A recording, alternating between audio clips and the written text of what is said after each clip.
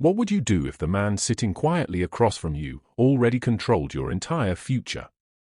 Before this begins, subscribe, because some stories don't just entertain, they expose the people you trust the most. And answer this honestly in the comments: if power walked into your life dressed like nothing, would you respect it or destroy it?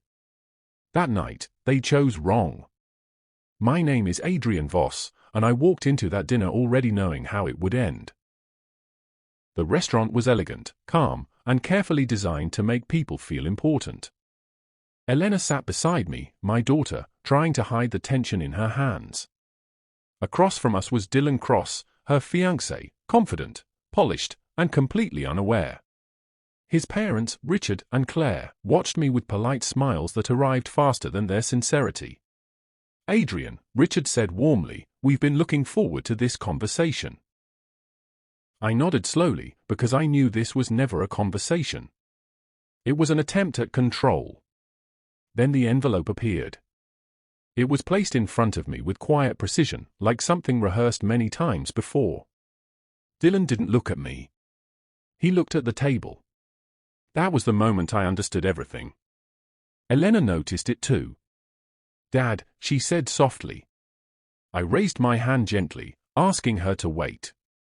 Silence settled over the table, heavy and uncomfortable. Richard leaned forward slightly and said, "You should open it." I picked up the envelope and felt its weight, but I didn't open it.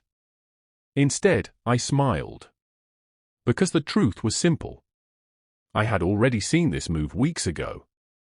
And while they were planning this moment, I was designing their ending. Richard's expression shifted, just for a second, and that was enough. Because the moment confidence cracks, fear begins. I placed the envelope back on the table and leaned forward calmly. "I hope," I said quietly, "you're ready for the truth." They thought this dinner was their trap. They had no idea. They were already inside mine. I opened the envelope slowly, without urgency, because urgency belongs to people who are afraid.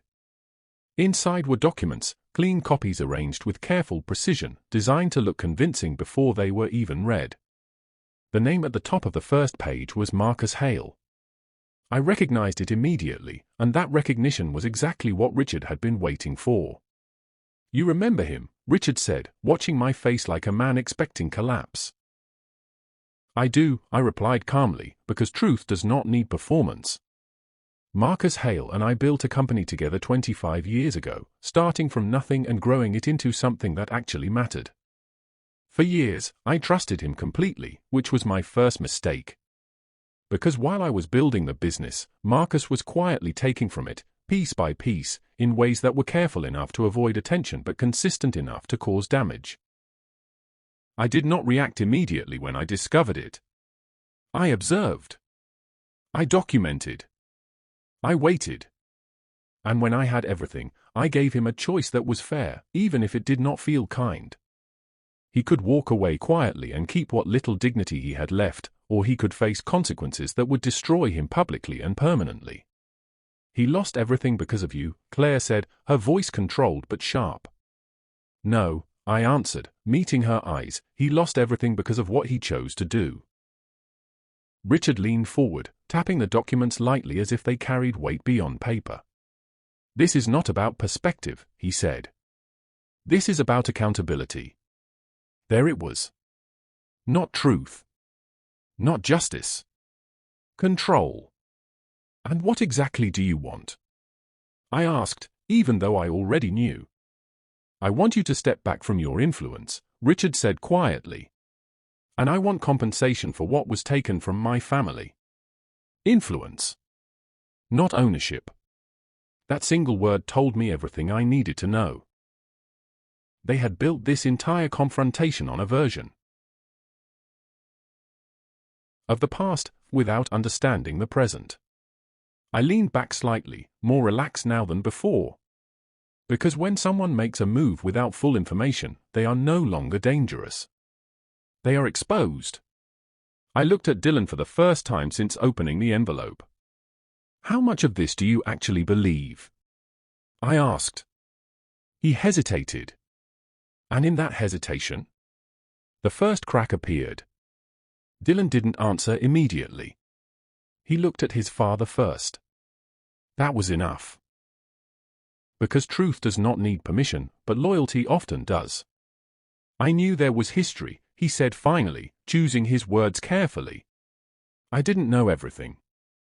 Richard's jaw tightened. He didn't like uncertainty entering his plan. Everything you need to know is in front of you, Richard said, his tone firm, controlled, almost rehearsed.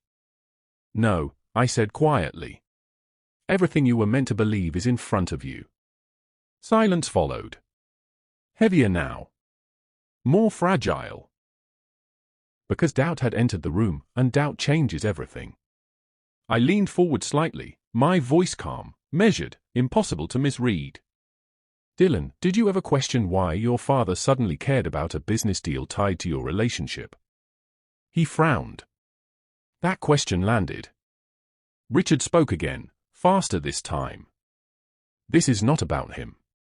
It is entirely about him, I replied. Because he is the only one here who didn't build this moment. Claire shifted uncomfortably. Elena watched Dylan now, not me. She was starting to see it too. I need a simple answer, I continued. Did you come into my daughter's life by coincidence, or by suggestion? Dylan's silence stretched. Too long. And then, quietly, he encouraged it. Elena inhaled sharply. That was the first real fracture. Not anger. Not shouting. Something worse. Disappointment. Richard exhaled slowly, like a man losing control 1 inch at a time. You're overcomplicating this, he said. No, I replied. I'm simplifying it. Because now it was clear. This wasn't just revenge. This was positioning. A relationship used as access. A dinner used as leverage. And a past rewritten as a weapon. I sat back. Calm. Certain. Because the moment manipulation is exposed, it stops working. And Richard knew it. That's why his next move came quickly. Aggressively. If you don't cooperate, he said quietly, this becomes public. There it was. The threat. Late. Desperate. Predictable. I looked at him. And for the first time that night, I almost felt sorry for him. Because he still believed. He had something to reveal. You're assuming I came unprepared, I said. Then I reached into my coat and placed my own envelope on the table. Smaller. Plain. Unimpressive. Which made it far more dangerous. Richard's eyes dropped to it instantly. That instinct gave him away. What is that? Claire asked. The part of the story your family never told you, I replied. I didn't open it. I didn't need to. I spent months documenting Marcus Hale's actions, I continued. Every transfer, every hidden account, every decision he thought no one would notice. Richard shook his head. That proves nothing. It proves everything, I said calmly. Then I looked at Dylan. Your father believes he brought evidence to control me, I said. But what he actually brought was half a story. I slid the envelope slightly toward them. Inside are original financial records, verified and complete. There are signed statements from the accountant who handled those transactions. And there are communications where Marcus explains exactly what he was doing. Claire's composure cracked. Just slightly. Richard didn't touch the envelope. That hesitation mattered. Because confident people don't hesitate. You're lying, he said. No, I replied. I'm finishing the story your brother never told you. That word landed. Brother. Dylan looked at his father. Uncle Marcus, he asked quietly. Richard said nothing. And that silence confirmed everything. Elena's hand slowly pulled away from Dylan's. Another fracture. Another shift. Because truth doesn't explode. It separates. Piece by piece. I gave Marcus a choice, I said. And he chose to walk away instead of being exposed. You destroyed him, Richard said again, but now his voice had lost its certainty. He destroyed himself, I answered. And then he gave you a version of events that protected his pride. I leaned back. Relaxed. Because the balance had shifted completely. They were no longer attacking. They were defending. And they didn't even realize it yet. Dylan, I said, my voice softer now. He looked at me. Not as an opponent. As someone searching for ground. I need you to listen carefully, I continued. Because what I'm about to say will change everything you think you understand. He nodded. Slowly. Almost reluctantly. You believe you earned your position, I said. I did, he replied instinctively. And I smiled. Mostly, I agreed. Confusion crossed his face. Richard frowned. Claire went still. I chose you, I said. Silence. Complete. Absolute. What?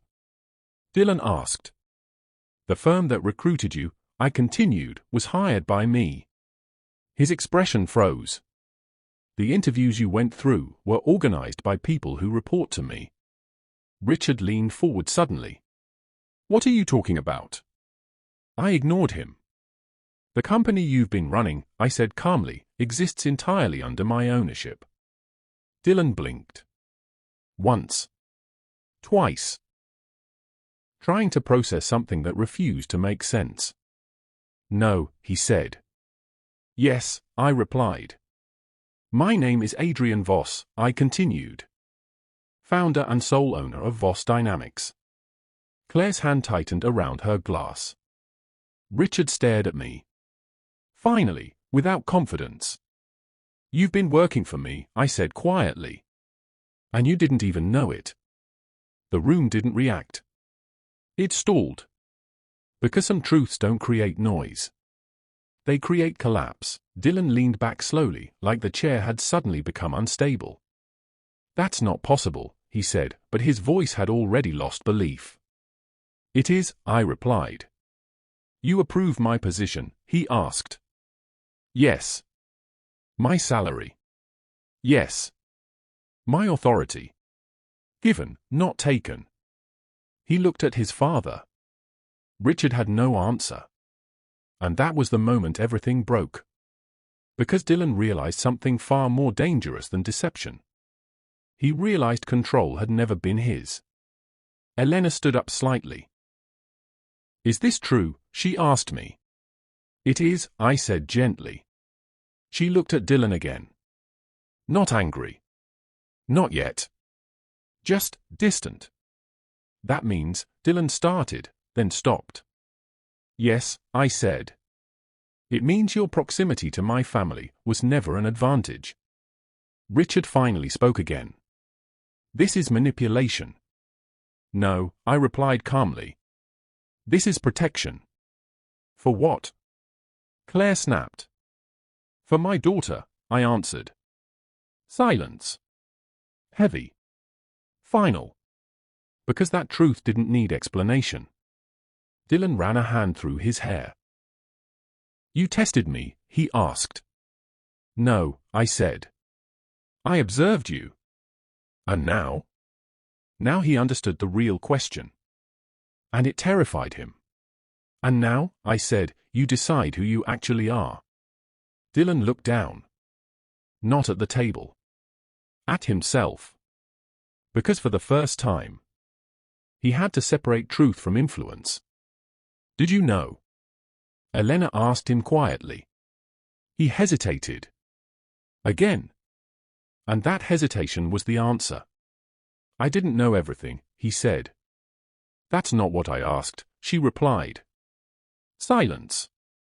Then finally. No. It wasn't enough. And they both knew it. Because partial honesty still feels like betrayal. Richard stood up.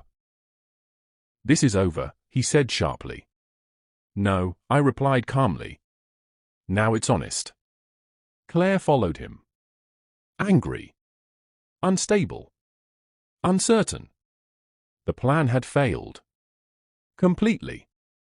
But Dylan didn't move. He stayed seated. Because his battle wasn't with me anymore. It was internal. And those battles are the hardest to win. I need time, Dylan said. Of course he did. People always do. After truth arrives too late. Elena nodded slowly. That's fair, she said. But her voice had changed. Softer. Colder. More distant. Because trust doesn't shatter loudly. It fades quietly. Richard turned back. This isn't finished, he said. It never was, I replied. He left. Claire followed. Their exit was fast. Controlled. But empty. Because they walked in with power.